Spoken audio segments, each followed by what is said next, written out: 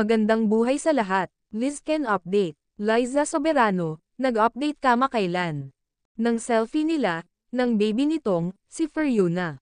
Samantala, si Enrique Hill naman, di pa din kumukupas kung paano siya minahal ng netizens. Punuan din ang mall show ni Enrique. Habang ito'y nagpo-promote ng kanyang movie, With the Cash of Strange Frequencies. Halata mong enjoy na enjoy ang mga fans sa pag-serenade ni Enrique Hill sa kanila.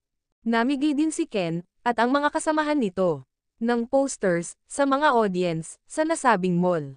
Malakas pa din ang hatak ni Enrique Hill sa taong bayan. Ito kasi ang taong, mula pa noon hanggang ngayon, walang pagbabago sa ugali. Andyan pa din ang loyal na supporters ni Ken. Saan man ito mag-show. Nakakatuwa at nakakataba ng puso ang pagmamahal nila kay Enrique Hill. Good luck Enrique, sa iyong movie na may palabas sa December 25.